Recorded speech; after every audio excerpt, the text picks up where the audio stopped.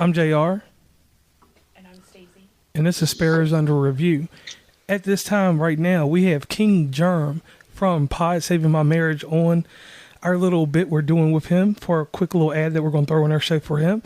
So, King Germ, please tell us real quick about your new show. Thank you, JR, for calling me. Well, as far as my new show, it's kind of the same as the old show. If you're not familiar with the old show, we was previously known as the Procast, but we did some rebranding, and now we're showing people how Pod saved our marriage. It's basically, think of all your TV couples. That's what you have with me and my wife. We don't always agree. We disagree most of the time, but that's where the magic comes from. You can catch us every Friday on all DSPs. And hopefully you will come and listen and get entertained by us, and so we can show y'all how we are saving our marriage with podcasting. Before I get mad. Hey everybody, welcome. This is Stacey. And this is JR. A little bit extra there. So we are at the Lexington Comic and Toy Convention, and we picked a couple items up today. These are called Mike's, or not called. These are from Mike's Minifigs. And more. So basically, what this is they're Lego toys. But he puts them in a case, he creates a card, he puts it in the back of the case so you know exactly who it is. I mean, you can tell who it is by looking at the character, obviously. If you're a fan of that person, that's how great these are. He builds this little Lego stand, kind of, like a little platform, and he puts them in there in this nice plastic box, and they're so exciting. This is the second time we have seen Mike, and one of the major reasons why JR wanted to come to the Lexington Comic Con today. Yeah, no doubt in that. And real quick disclaimer, whenever you get one of these items from Mike's Minifigs, it is stated, all artwork used on these cards is used as fan art. All rights belong to the original artist and property owners. That's something that I like to put out there very fast and very quick, because he is an amazing man, him and his wife, in doing these. Right, you're not buying the name. You're paying for his time and the cost of the material. No doubt in that. Now, what I have in front of me right now is Optimus Prime from Transformers Generation 1. Now, there were all kinds of figures there that I could have got. There was the Tick, which I seen it, and I probably will picked it up first. Yeah, I did want the Tick, and I'll probably go back and get it. Or you can just order them from his amazing site at www.mikes, and that's with no apostrophe, minifigs.com. We will put that in the show notes as well. Yes. And like, the articulation of the character is amazing, because it does what a Lego does. Its legs bend, its arms go up, but he put a giant blaster. The blaster that is famous from the Generation 1 cartoon with Optimus Prime there. Now, this wasn't my first rodeo with him. Right. The very first item that I picked up of his that grabbed my amazement is a character that on my podcast, West Virginia Commonplace, is associated with me, Galactus. Mm-hmm. And when I seen Galactus was based on the Fantastic Four comic book. And then the next one I seen, because Moon Knight, as of last year, Moon Knight was the biggest comic book thing at that time. He had a Moon Knight, so I had to get that. And then my second character that is the herald to, I lost my thought, Galactus, Silver Surfer. And the Silver Surfer was metallic. You did get him, didn't you? Because he was metallic, because I wanted that.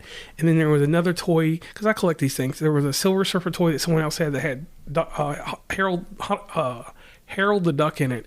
And I told him that the next time I seen him, I wanted him to make a Harold the Duck. He ended up making it, and somebody bought it before I could get it today. So the thing with me is that these are nostalgia, no matter how you look at it, because they do it from, in over 1,300 designs, they go from pop culture to anime. Mm-hmm. And they arrange them when you're there in such an order that it doesn't confuse you. Right.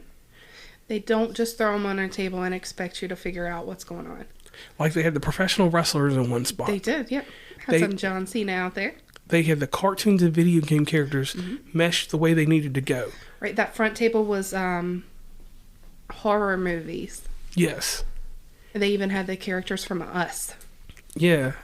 And that was crazy there. Those are cool. And then the thing that kicked me for you animation buffs, there was Inuyasha, which is crazy.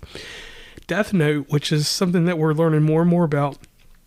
Forgive me for not knowing Death Note very well. But then we saw My Hero Academia, Demon Slayer. And everybody knows Demon Slayer is a big one.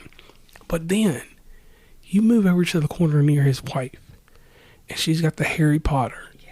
And then the biggest, and I mean the biggest TV show out right now. According to us, Yellowstone. So at first I went in there, I want to get the Harry Potter ones. He did have to increase his prices from last year, but that's expected. I guarantee you his cost of materials went up. But he still does a really good job at his price points.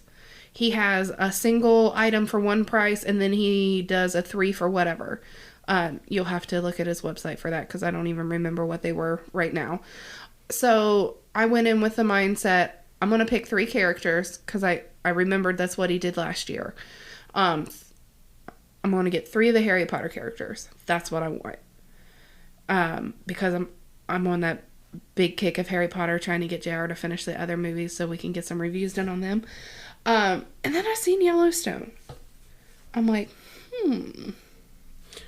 my dad will enjoy that. I mean, I'm not going to give them to my dad, but he's going to enjoy it. So I picked up John Dutton III, Beth Dutton, and Rip Wheeler. Rip. Yep. I also have a cup that says everybody needs a little Rip Wheeler. And it's an ugly Christmas sweater, and it is amazing. Danielle did that cup for me. If you're interested in a tumbler, let me know and I'll send you her details. But that's all they had for right now. I don't know if maybe someone came through and picked up the other ones. I'd like to grab a Casey one. I don't want the dude. I don't want the adopted kid. I don't want his. Okay. But I think my dad is going to enjoy these. I'll let him put them on underneath his TV for a little bit. And then we picked up Hagrid and Harry Potter with Hedwig. The Bulls is online again. I'm getting tired of the Bulls. Yeah, we the Xbox, we're in the room right now, we're recording. We've done 8 shows already. Right. This dude pops on every 30 minutes. And it gets on my nerves sometimes. He don't even play games on the Xbox. Right. He just gets on there and then... I think he gets on and then logs off. And then he comes back on later to see who notices. Do you even know who that dude is? Yeah, we used to play games at some point. I forgot who it was. But do you know him? Yeah, we used to work together. Oh, okay. At the Stanford factory in Charleston. Making Ford Transits. So, the Bulls, if you ever listen to this show, please stop logging on all the time. We get it. You own an Xbox. So, Hagrid has a pink umbrella and a lantern. And the details on that it just blows me away. And of course you have Harry, and he's holding his wand, and Hedwig's right there beside of him. And I'm glad that I went with these 2 over the other ones. And I can agree with that too. And for anybody that knows, I just call that bird the white owl. I liked it because the white owl, you can articulate it by turning it. Inside, you can pull the cover open and turn it. Yeah. And I like the cases and everything that they're sitting on. And I like that little track because he puts 3 tracks of... It's kind of like a platform. Yeah, he makes a platform with 3 pieces of Lego, and it makes sense. Mm-hmm. And just like with the Optimus Prime, you can see with him, that gun is big. Yeah. And it makes sense because that's the accurate gun from Transformers. And... he is going to make a Megatron version of Generation 1 when that one comes out. Woo! And then shout out to my friend over there at Asteroid Droid, Brian, because Brian, I introduced him to Mike's Minifigs last year, and he bought a bunch of the Star Wars ones because their podcast is a Star Wars related podcast. Yeah. And he does Drink at the Movies, my favorite film podcast. I mean, we do a good one too, but they have a theme to there, so definitely shout out to them over there. And it was just the overall atmosphere. I contacted them on Instagram. I hit them in the DMs. And I was like, where are y'all at? Right, because we went through a couple times looking for them, and we couldn't find them. We found these other... versions. Other versions, yeah. And I'm not saying they're lame, but they weren't as...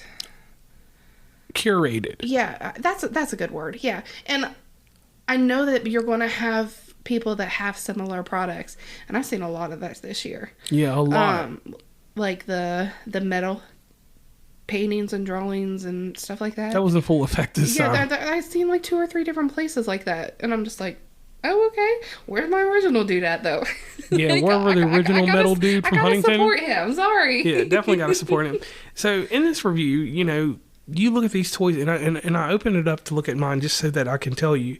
Right. And we don't open them up. We didn't open up the other ones before. Like, I've moved my character around, and you look at the paint on these, the detail in the eyes for Optimus Prime. He has silver around, but they left an etching. They left an opening for the blue part in his eyes. And that's amazing because that takes a lot of detail, because I won't even let Stacey look at that. If you see Optimus Prime's eyes, in the very little corners, they left that blue part open. Yeah. Now, does he... You talked to him a little bit more than I did. Does he paint these figures, or does he just find them? They do all detail on them. Oh, that's really cool. Like, he paints these? Yeah, he takes care of... I think we need to talk to him. We'll talk to him a little bit more. We'll have to figure that out, because this is a lot of detail. And if he's actually doing all this... Oops, sorry. Sorry, guys, I'm playing with my toys. If he's actually doing all this details on this and only charging what he charges, then he's getting ripped off. Right. On that part. But I will say this, like, the detail in him he is... could charge a little bit more, in my opinion, the if he's detail doing in all him is that. ridiculous, because down to the paint lines, like, you'd have to have a nice hand. Yeah. And even if he's not doing this, just the point of how much detail's in the character. Because if you look at... I mean, I'm looking at... But Optimus Prime's 5 of them right here. Optimus Prime's got the best detail because he's a transformer. Robots in disguise. Please don't get that close to the mic. I'm looking at Hagrid, and that's Hagrid.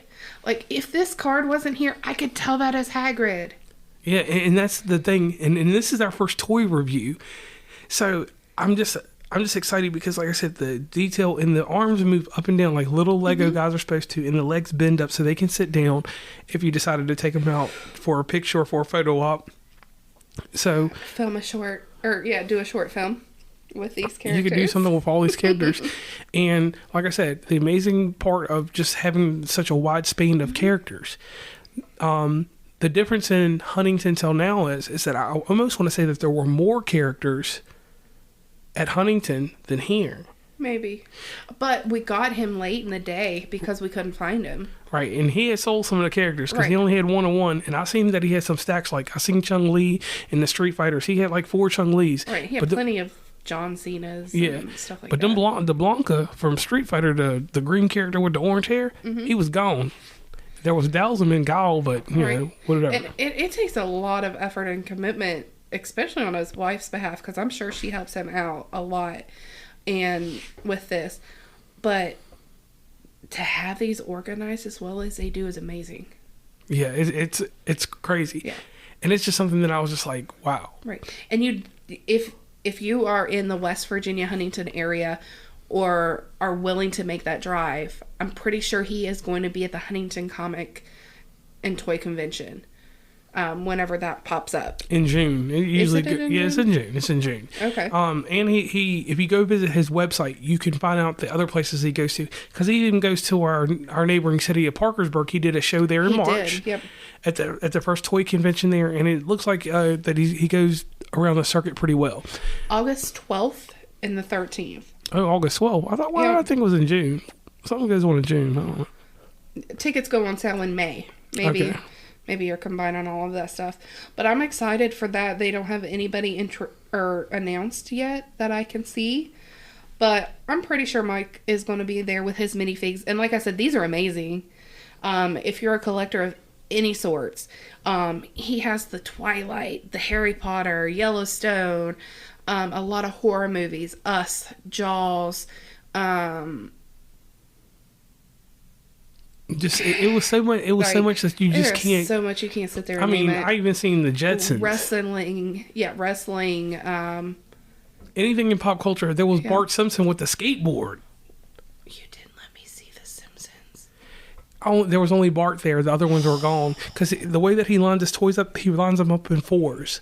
And I knew that there were more Simpsons, but they were gone. And Bart was there, and I probably, like I said, you know, I have an obsession with The Simpsons. And we do have a day 2 going on with the shows, so definitely make sure you stay up on all that. Now, this is a joint venture between West Virginia and Commonplace and Sparrows Under Review. With this Lexington Comic Con, so you listen across both platforms. Yep, you're going to hear details from our initial thoughts of what we thought it was going to be like to what we experienced and the overwhelmingness of what was going on there. It was crazy, but in a good way.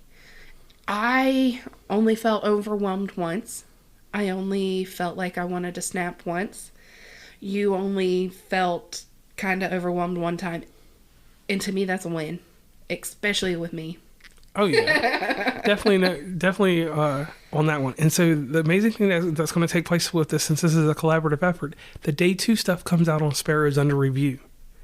So you all will get that. You listen to West Virginia Commonplace for the first part.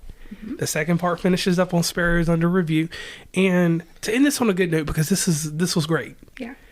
I'm going to say I'm JR. And I'm Stacey, and we appreciate you taking the time to listen to Sparrows Under Review.